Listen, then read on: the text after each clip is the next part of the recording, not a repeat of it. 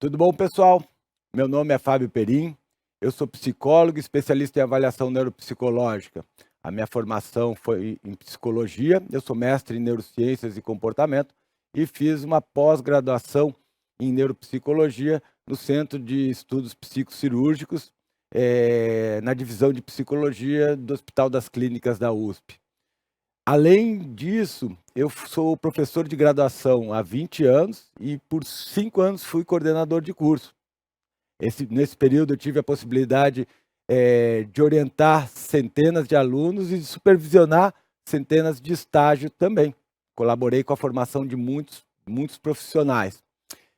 E eu estou aqui hoje para falar um pouquinho sobre o contexto da avaliação neuropsicológica, dentro desse contexto maior da avaliação psicológica.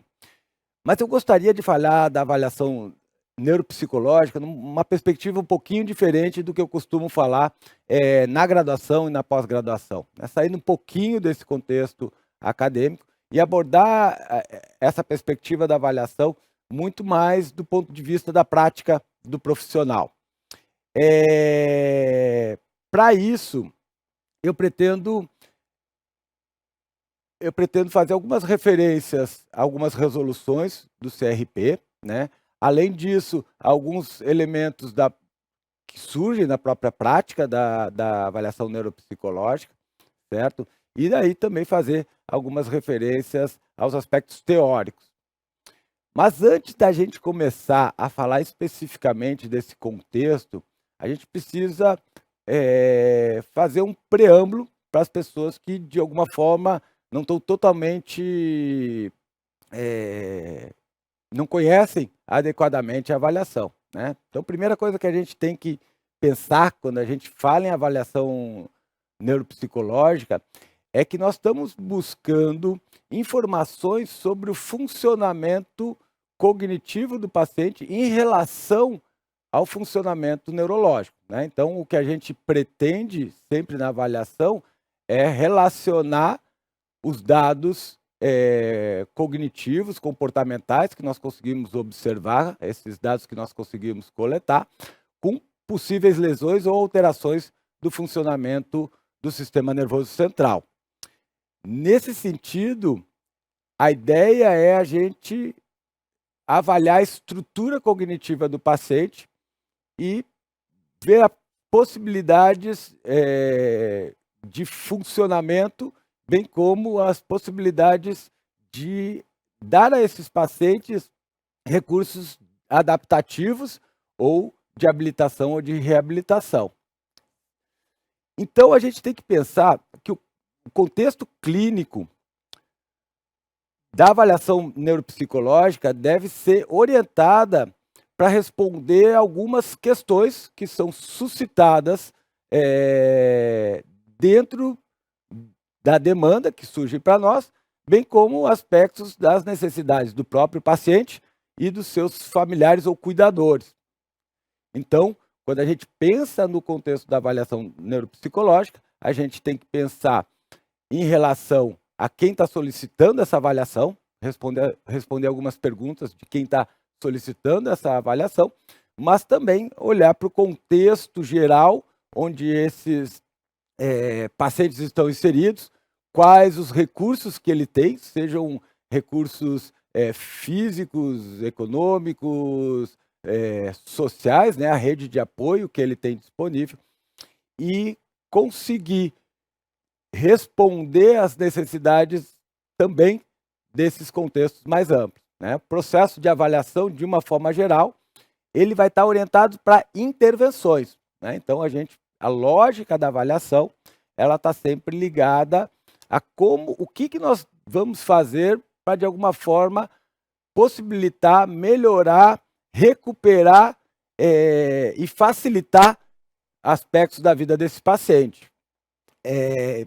Por isso que os aspectos do entorno do paciente são, de certa forma, muito importantes dentro do processo de avaliação. Bom, uma vez falado isso, é importante que a gente pensar que o processo de avaliação é um processo de coleta de dados. O que a gente vai fazer, de certa forma, é criar uma série de situações onde eu possa coletar dados que me informe do desempenho desse paciente em várias dimensões das habilidades cognitivas. Essa ideia, ela está muito ligada à ideia de que existe um funcionamento geral do paciente, certo? Que esse paciente, de certa forma, tem um nível de funcionamento mais ou menos estável, que é comparável entre as habilidades dele mesmo, certo? Por isso que a gente costuma falar que quando a gente vai fazer uma comparação, a gente faz dois tipos de comparação, certo? Uma que normalmente a gente chama de monotécnica, né? É onde eu vou verificar o desempenho desse paciente com o resto da população que tem características sociodemográficas similares a dele. O segundo aspecto que a gente tem que pensar é que, como eu falei para vocês, a gente trabalha com uma perspectiva de que existe um fator comum, né? Os testes geralmente envolvem uma ideia de uma análise fatorial, e da onde se extrai um fator comum, um valor que representa o funcionamento cognitivo, o funcionamento das habilidades cognitivas globais do paciente, certo?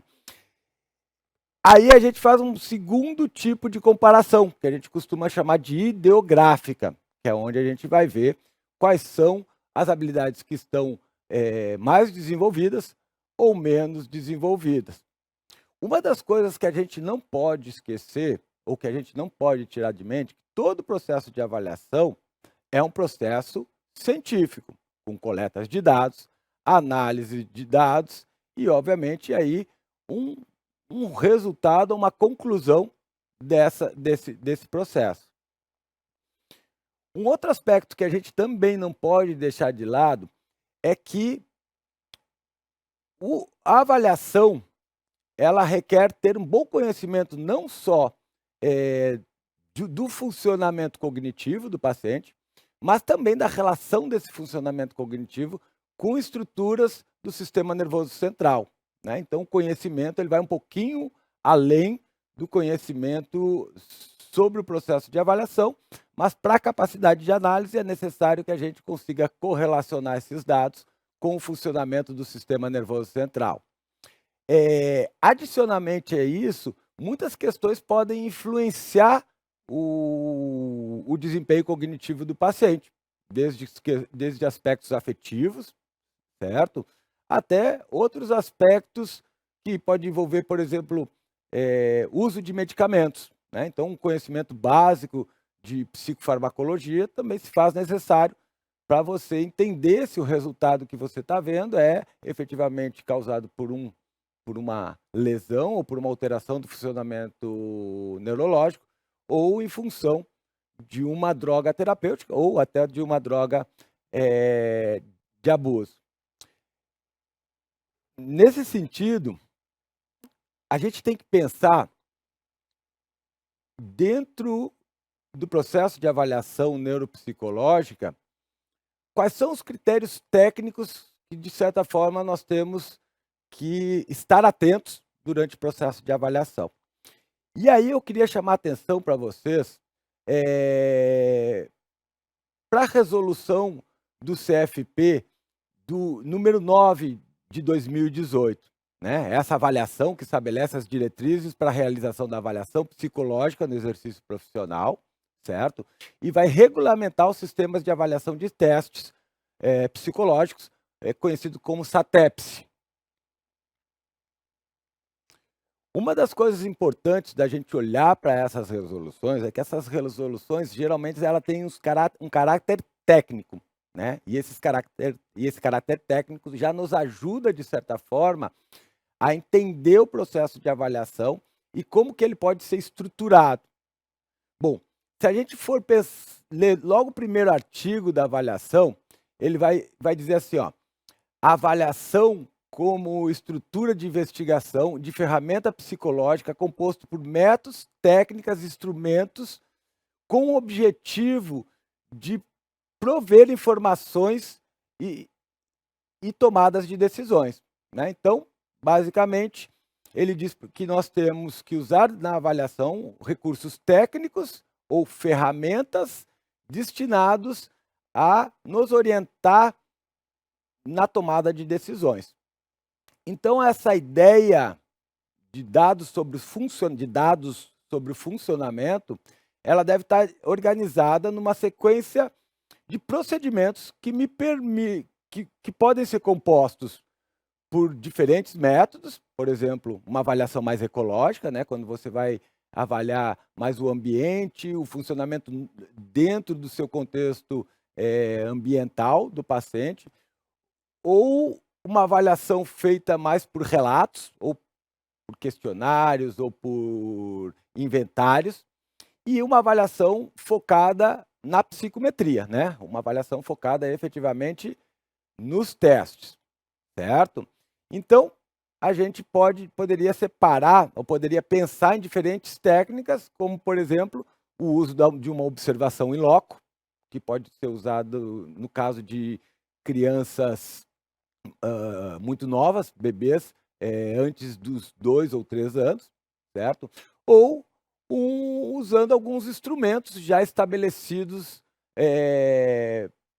para a população, né? Que são os testes psicométricos. Bom, existem diferentes instrumentos que vão efetivamente avaliar diferentes habilidades. Então, o processo de avaliação neuropsicológico, ele consiste em combinar um conjunto de instrumentos que sejam adequados para responder à pergunta que o processo de avaliação suscita. De uma maneira geral, como eu falei para vocês, o nosso objetivo aqui é discutir um pouquinho, em especial, o uso dos testes, né? Então, a gente vai centrar nossa discussão basicamente na avaliação psicométrica, né? Ou seja, naquela avaliação em que a gente usa instrumentos já estruturados, criados a partir de um construto específico e que foram validados para aquela população específica que eu estou avaliando, ou para uma amostra que seja compatível com o cliente que eu estou avaliando. De uma maneira geral, se a gente dá uma atenção para o parágrafo 2 dessa mesma resolução, ele vai dizer que é prerrogativa dos profissionais, dos psicólogos, escolherem quais as ferramentas e quais os métodos eles vão utilizar nesse processo, né? Então, de uma forma geral, durante o processo de avaliação neuropsicológica, você vai escolher quais são os instrumentos que se adequam mais àquela demanda que chega para você. Mas uma das coisas muito importantes que a gente tem que levar em conta é que todos esses instrumentos eles precisam ter algum tipo de fundamentação científica ou técnica, certo? Para que eles estejam adequados às normativas do Conselho. E esse é um ponto importante para a gente enfatizar. Toda avaliação neuropsicológica é um processo científico e ela deve estar baseada numa metodologia que possa ser revisada e verificada, né? Então, o que eu estou falando, ou o que eu quero dizer com isso? Eu quero dizer que uma vez que a gente entregue um laudo ou um relatório de avaliação neuropsicológica, ele deve estar claro como eu cheguei àqueles resultados e também deve estar claro o raciocínio clínico que eu fiz para chegar naqueles resultados, uma vez que nem sempre o resultado do teste representa o funcionamento neurológico do paciente. Muitas vezes, muitos aspectos podem, de alguma forma, enviesar o resultado do teste e a gente tem que analisar esse resultado à luz de todos os procedimentos e de todos os dados que nós temos em relação a esse paciente específico. Uma outra coisa que também é importante a gente frisar ainda em relação à resolução do CFP é que o psicólogo ele deve sempre basear sua decisão obrigatoriamente em métodos, técnicas ou instrumentos reconhecidos cientificamente para o uso profissional, certo? Então, de uma maneira geral, nós devemos ter um cuidado com esses recursos que nós usamos durante o processo de avaliação, em especial quando nós estamos falando de ferramentas psicométricas. Uma das coisas que pode acontecer é que muitas vezes o profissional que está avaliando, ele fica em dúvida se um determinado recurso pode ou não ser usado, né? Se aquele recurso é válido como recurso de uso do neuropsicólogo. Uma das coisas interessantes é que a resolução ela vai separar os instrumentos entre fontes fundamentais e fontes complementares de informação, certo?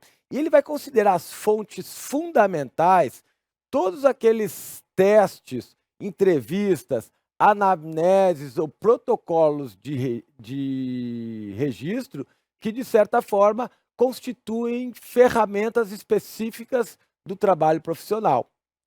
Já as fontes complementares, elas podem ser técnicas, instrumentos não psicológicos ou documentos confeccionados por outros profissionais ou relatos multiprofissionais, né? Então, o que a gente está querendo dizer com isso? A gente está querendo especificar que, em certos aspectos, nós podemos coletar métodos a partir de técnicas que já estão amplamente balizadas para uso profissional. Geralmente são aqueles testes que já foram aprovados no SATEPS, né, e que estão favoráveis para o uso, mas que não necessariamente exclusivamente nesses testes, né?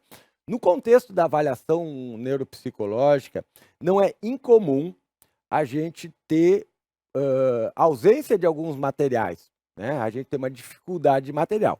Apesar disso já ter melhorado muito no contexto geral, né, principalmente a partir de alguns grupos de pesquisa no país que têm lançado, nos últimos 10 anos, um conjunto de testes específicos para avaliação neuropsicológica, por exemplo, como o grupo do Malloy e Diniz, né, da Sociedade Brasileira de Neuropsicologia. O nosso repertório de ferramentas ele se encontra muito mais amplo do que já teve. Mas em algumas situações, até em algumas situações onde você necessita fazer um reteste, e não existem diversidades de ferramentas validadas nos SATEPs como nós gostaríamos. Então, muitas vezes, você vai usar um material que é uma fonte complementar, né, ou uma fonte que, de certa forma, a gente poderia considerar um instrumento não psicológico. Além disso, tem uma série de procedimentos e testes que não são exclusivos do psicólogo, né, que eles podem ser usados por outros profissionais, sejam neurologistas, psicopedagogos, fonoaudiólogos, terapeutas ocupacionais, enfim, outros profissionais que também se utilizam de alguns instrumentos para avaliar alguns aspectos da cognição e promover a sua intervenção. De uma maneira geral, ou melhor dizendo, existem alguns elementos que causam muita dúvida em relação a isso, né? Quais instrumentos eu posso usar, né? Como é que eu seleciono esses instrumentos? Como eu falei para vocês, né? Tem um esforço muito grande para a gente aumentar a diversidade de testes neuropsicológicos, mas ainda os testes não têm aquela diversidade que a gente gostaria e que a gente encontra em outros meios, né, em outros países, diferente do que a gente tem aqui.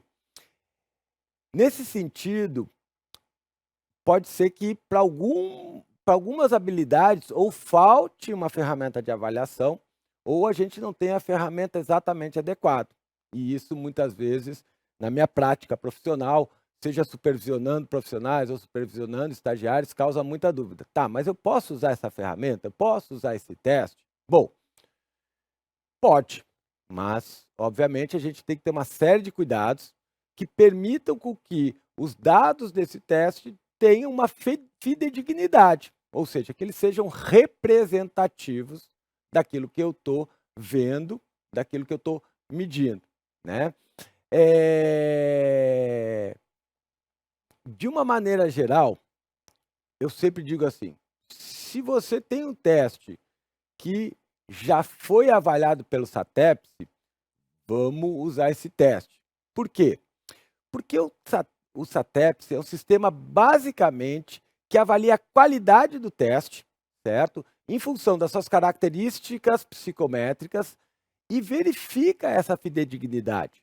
Então, quando você compra um teste avaliado pelo SATEPS, você tem a garantia de que esse teste foi revisado e se encontra adequado para medir aquilo que ele promete medir. Essa verificação é feita basicamente olhando os parâmetros dos estudos, né? Desde a formação do construto, as ferramentas que são usadas para avaliar o construto, e se os estudos estatísticos eles conferem confiabilidade para esses testes. Então, o SATEPS, na verdade, quando ele habilita um teste, quando nós usamos um teste habilitado pelo SATEPS, nós temos uma garantia de que aquela ferramenta está calibrada para a nossa população. Contudo, como eu falei anteriormente, muitas vezes no contexto da avaliação neuropsicológica, a gente tem que ter instrumentos que ainda não passaram por esse crivo, né? Ou que,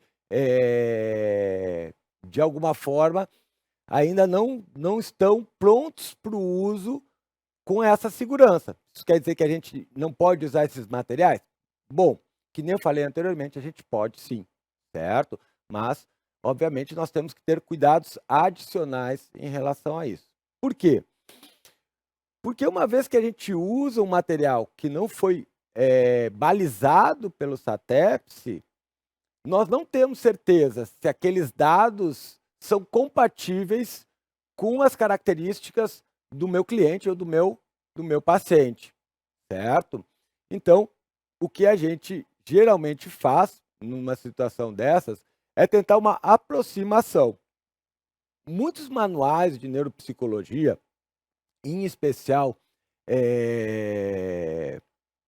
o Neuropsychological Compendium, o Compendium of Neuropsychological Tests, do Spring, ele traz alguns métodos para que a gente consiga, de certa forma, aproximar os dados coletados ou resultados dos testes de nossos pacientes a alguns outros estudos, né? Então, de uma forma geral, a gente pode inserir o nosso paciente numa determinada amostra, né? Quando eu falo inserir o nosso paciente, obviamente isso é um recurso, né, de linguagem. O que a gente vai tentar fazer é comparar esse paciente com um determinado estudo que tem uma amostra compatível, ou seja, uma amostra que de alguma forma se aplique a indivíduos que tenham a mesma idade, o mesmo número de anos de estudo, enfim, que tenham características próximas ou comparáveis com o nosso cliente. Essa comparação, ela é muito importante no sentido que, na maioria das vezes, eu preciso de um dado quantitativo para avaliar isso. Então, eu preciso olhar para o número que o paciente fez, para o valor que ele chegou no teste, e olhar para a população, de uma forma geral, como é que ela performa nesse teste, para saber se ele está dentro do esperado para a população. Isso requer que a gente, então, tenha um conjunto de informações ou de artigos que permitam esse tipo de comparação, certo? Por exemplo, a gente poderia pensar que eu estou fazendo, que eu estou utilizando um teste como o Stroop. O Stroop é um teste que as validações dele ainda não foram analisadas efetivamente pelo SATEPS para a nossa população, né? Mas o STRUP é um teste que, no contexto da avaliação neuropsicológica, ele pode ser bastante importante, principalmente para quem tem interesse em avaliar comportamento inibitório, para quem pretende, de alguma forma, avaliar a capacidade da pessoa de inibir um comportamento usual para apresentar um comportamento não usual. Como nós não temos esse teste avaliado efetivamente pelo SATEPS, isso pode criar uma dificuldade quando a gente pensa em como fazer essa comparação, certo? E aí, como que a gente deve proceder? Eu posso ou não posso usar esse teste? Esse teste é um material válido ou ele é um material inválido na perspectiva da neuropsicologia, da psicologia e das resoluções do CFP? Bom, ele entra dentro daquilo que a gente chamou de fontes complementares, certo? Então, é um dado que eu tenho que ter um cuidado maior, né? Pois eu não sei da qualidade das informações, ou não tenho total certeza da qualidade das informações que eu estou procedendo. Essa aproximação que a gente faz com esses testes que ainda não foram analisados e aprovados pelo SATEPS, ela é feita a partir de um cálculo que a gente chama de cálculo do score Z, né? Para esse cálculo do score Z, eu vou comparar o desempenho bruto do paciente com a média do grupo de comparação, do grupo de aproximação desse paciente, certo? E com o desvio padrão. Então, mais ou menos o que eu faço é olhar para a média desse grupo e ver o quanto que esse grupo varia, quanto que ele desvia daquele padrão médio, certo? E qual a posição que o meu cliente, o meu paciente, se encontra em relação a isso. Que nem eu falei para vocês, a gente precisa de muito cuidado com essa situação, porque você precisa ter uma amostra de comparação com qualidade. E onde é que a gente consegue essas amostras de comparação, né? A gente vai procurar em estudos, em artigos científicos, que de alguma forma utilizem esse teste ou que sejam dados preliminares sobre a validação desses testes. Existe uma série de estudos conduzidos por vários grupos de neuropsicologia no país, né? Nós temos importantes grupos trabalhando nisso, o pessoal da PUC do Paraná, o pessoal da PUC do Rio Grande do Sul, o próprio pessoal do CEPSIC, o pessoal da Sociedade Brasileira de Neuropsicologia, né? Eles têm trabalhado conjuntamente, criando uma série de estudos para, óbvio, validar esses testes no SATEPS, mas enquanto isso não acontece, nós podemos usar alguns desses estudos como referências para a nossa própria avaliação, com todo aquele cuidado que eu falei anteriormente de vocês, de considerar essa fonte como uma fonte menos importante talvez não seja a palavra, mas com mais atenção a esses dados, né? Esses dados podem não ser tão fidedignos quanto nós gostaríamos que eles fossem.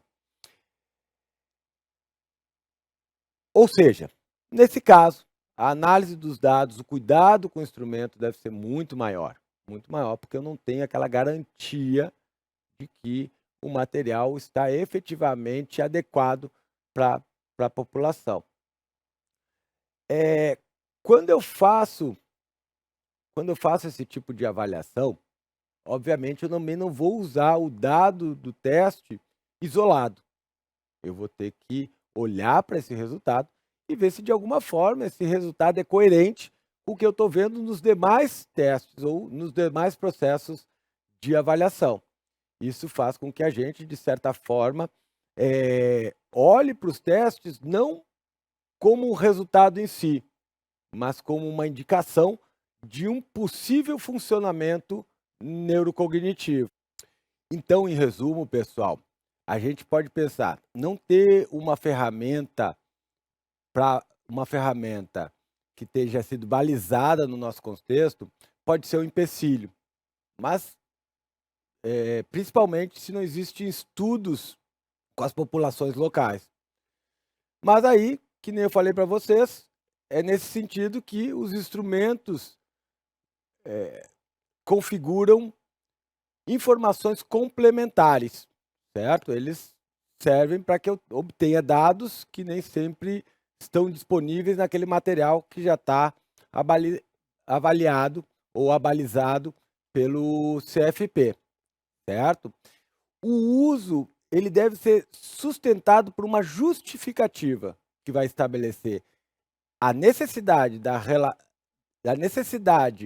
ferramenta e a precisão dos dados para comparação, certo? Então, sempre que eu vou escolher uma ferramenta, eu vou levar em conta qual a necessidade do uso dessa ferramenta e qual a precisão dos dados que eu tenho, de certa forma, para interpretar esses resultados em relação à população de uma forma geral, né? Para isso, vale a pena a gente frisar que no relatório ou no laudo que a gente apresenta, a gente deve falar dessas fontes complementares e, de uma maneira geral, a gente deve citar a bibliografia onde tem essa amostra escolhida, certo? E que esses artigos também sustentem a escolha desse instrumento, né? Os profissionais que vão ter acesso a isso, ou outros colegas que mais tarde possam necessitar desse material para uma reanálise ou para um reteste, eles têm que saber das fontes da onde foram tiradas esses resultados. Então, nós podemos usar fontes complementares, podemos usar essas fontes complementares como na perspectiva de uma análise qualitativa, por exemplo, um teste que eu gosto bastante, que é o de provérbios, são 8 provérbios que a gente lê para o paciente e pede para ele interpretar, é um teste qualitativo, certo?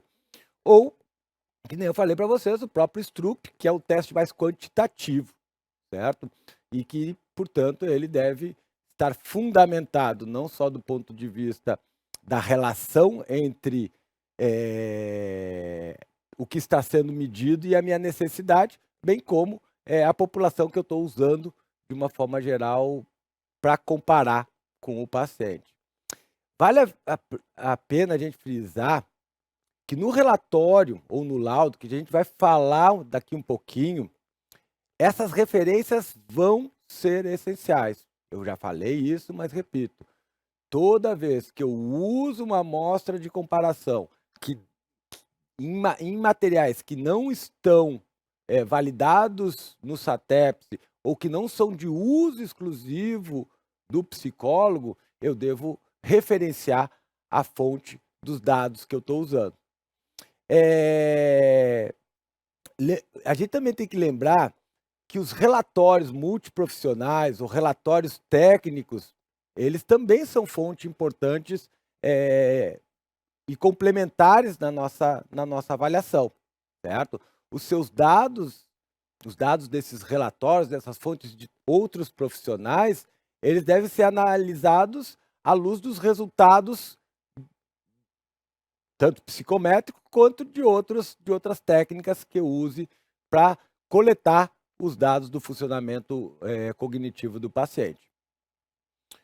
Um outro fato importante é ressaltar que a análise técnica dos testes como um todo, ela se sobrepõe sobre o resultado do teste específico.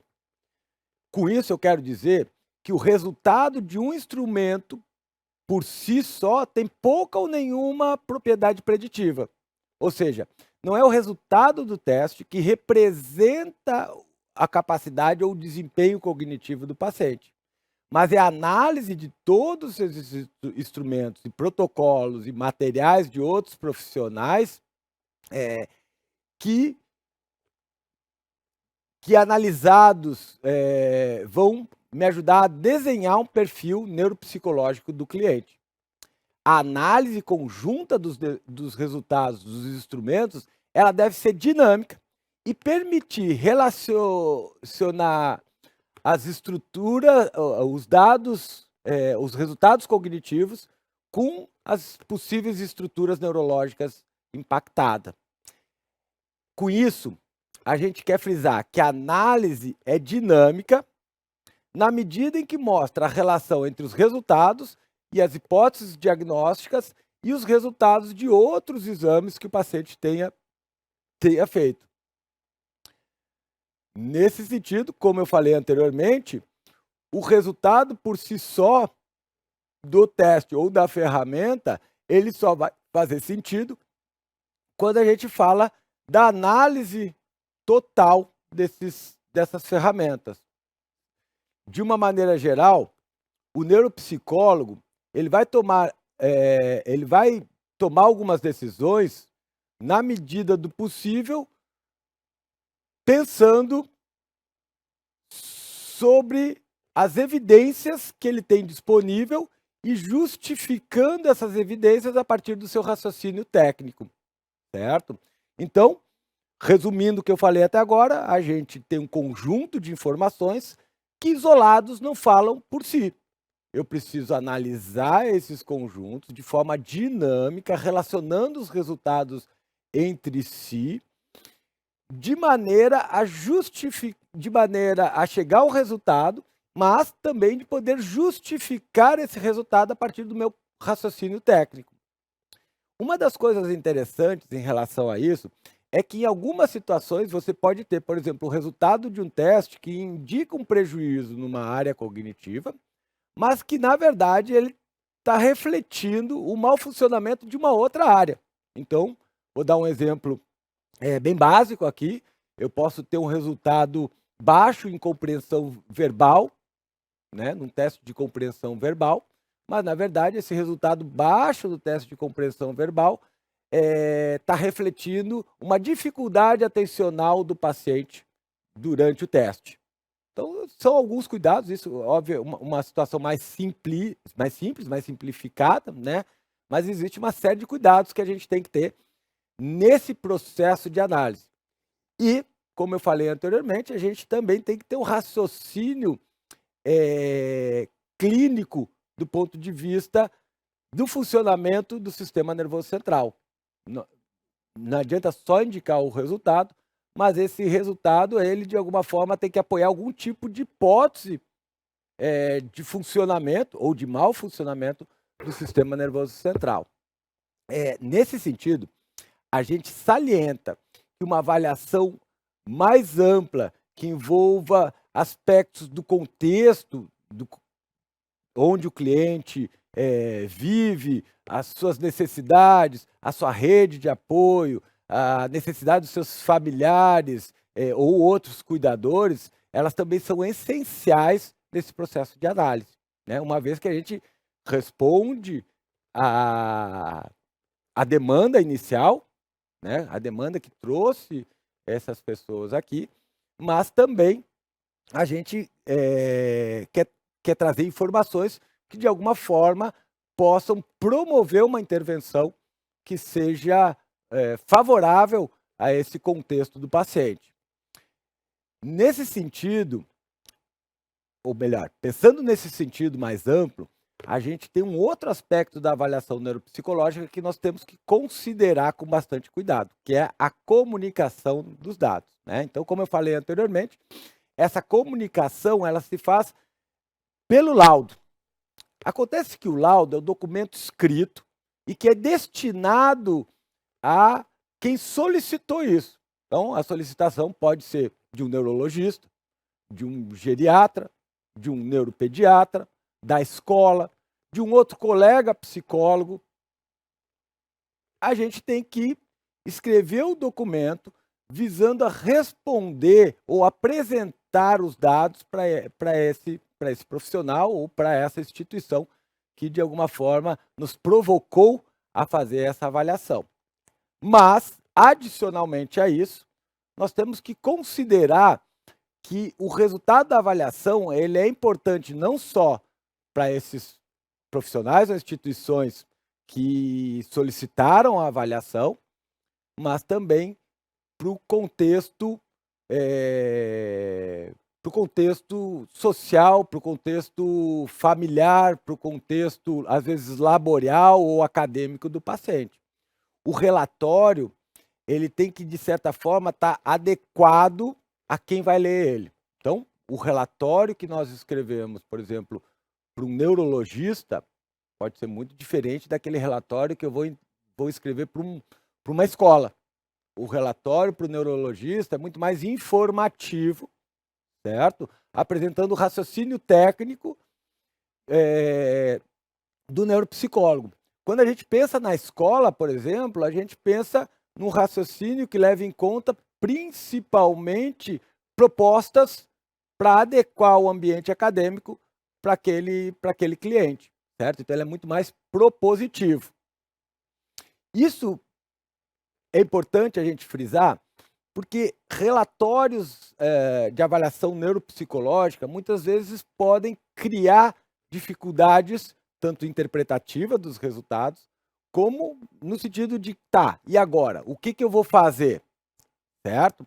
Então, eu queria frisar mais uma vez, salientar para vocês que uma avaliação mais ampla envolve aspectos do contexto, onde o cliente habita, suas necessidades, sua rede de apoio, a necessidade familiar de cuidadores, certo?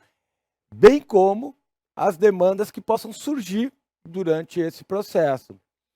A orientação dessas pessoas que convivem ou trabalham com o paciente, elas devem ser elucidativas, abertas às necessidades de informações especiais para lidar com os pacientes e com as necessidades dele. As comunicações e as explicações, elas devem ser consideradas adequadas para a compreensão de todos os indivíduos. Por isso, deve levar em conta o nível de informação dos interlocutores, seu estilo de linguagem e suas limitações conceituais. Não adianta a gente usar uma linguagem muito formal que não seja compreendida por essas pessoas. No relatório escrito, trazendo o relatório escrito como a principal forma de comunicação, nós devemos levar isso em conta, óbvio, com todo cuidado, para que essas informações elas sejam precisas, certo? Mas, além do relatório, além do laudo que nós entregamos para o paciente, o profissional deve orientar as pessoas que estão envolvidas com esse paciente sobre os aspectos que foram avaliados e que foram, de certa forma, verificados como não funcionais ou pouco funcionais. E, obviamente, responder a todas as perguntas que envolvam necessidades dos familiares ou do próprio paciente. Então, a gente deve mostrar que o resultado da avaliação neuropsicológica, ou o laudo, deve ser claro e preciso, e conciso também. Às vezes eu pego relatórios muito longos, e isso muitas vezes impede que, durante uma consulta ou durante uma avaliação, o profissional a quem se destina esse relatório consiga ler ele adequadamente e tirar as informações necessárias para ele daquele documento, certo? Esse é um cuidado muito importante. O relatório deve conter informações precisas, claras, mas ele deve ser conciso para que ele, na prática clínica, possa ser facilmente interpretado pelos profissionais que solicitaram ele. A estrutura da comunicação, do laudo especificamente, ela faz parte da resolução de 08 de 2019. Ela vai orientar a elaboração de documentos escritos.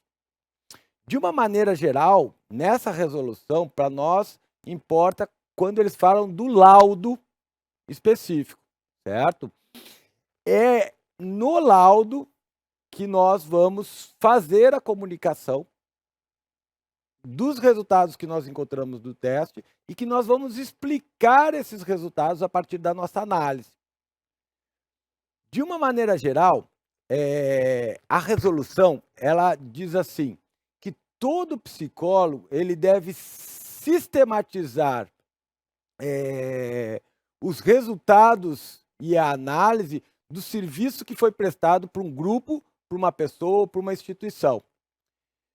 No parágrafo 3 dessa resolução, ele vai dizer assim: o documento escrito resultante da prestação de serviços psicológicos deve considerar a natureza dinâmica, não definitiva e não cristalizada do fenômeno psicológico. Ele ainda diz assim: esses aspectos orientam no âmbito da neuropsicologia, esses aspectos vão nos orientar no âmbito da neuropsicologia a estruturar uma comunicação de forma que ela possa estar dentro do limite da ética profissional, mas relatar os resultados e os procedimentos de forma adequada. De uma maneira geral, a estrutura do laudo é muito simples. Ela deve conter uma identificação, onde a gente vai dar aqueles dados sociodemográficos do paciente, né? Além da sua identificação pessoal. Ela deve conter uma descrição da demanda, então da onde veio essa demanda, assim como uma descrição das necessidades, das características, da história de vida, da história profissional desse paciente, da história acadêmica desse paciente e da história médica desse paciente também. Ele deve descrever os procedimentos, salientando quais foram os testes ou as ferramentas usadas, não só exclusivamente os testes, mas quais foram os procedimentos e as ferramentas usadas. Ele deve apresentar a análise, né? Ou seja, como é que eu procedi com esse pensamento clínico, com esse raciocínio clínico, para chegar na conclusão.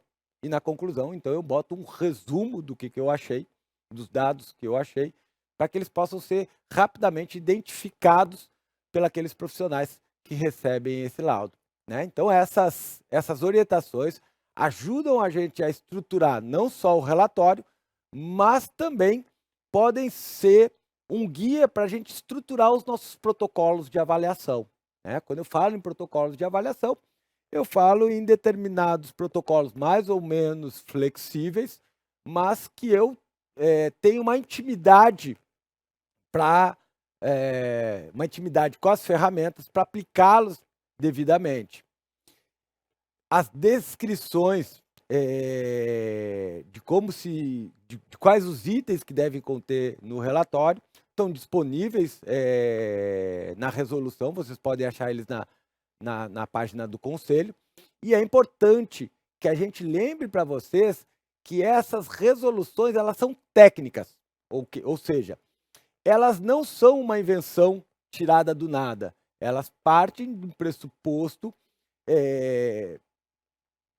de construção de um raciocínio científico sobre o processo de avaliação.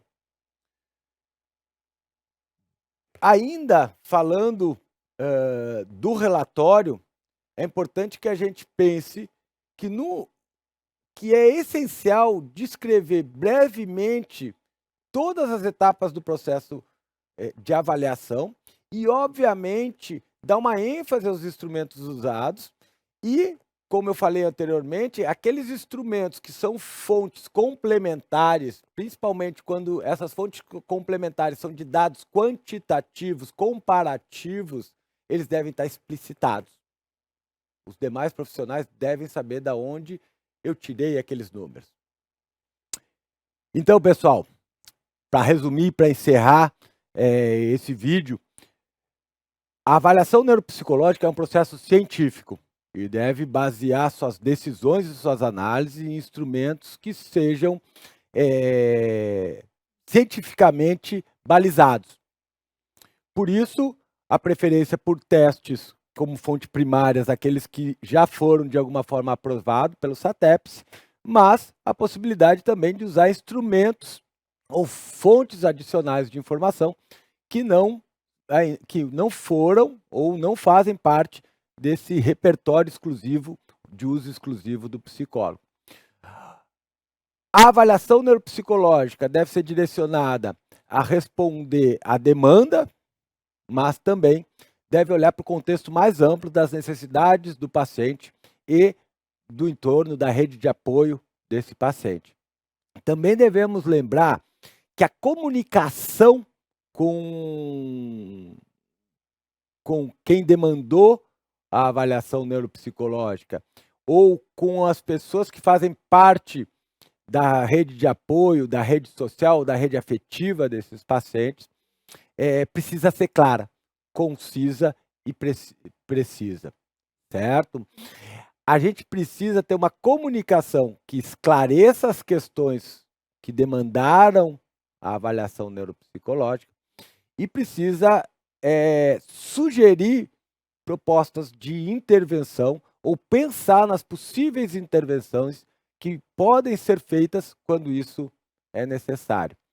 Adicionalmente, a gente tem que lembrar que a comunicação ela não é exclusivamente escrita, mas que nós devemos ter uma sessão de devolutiva, onde nós não só explicamos os resultados e as nossas propostas, as nossas sugestões, que também devem estar no laudo, mas que nós discutimos esses aspectos com o cliente, quando isso é possível, ou com os seus familiares e cuidadores.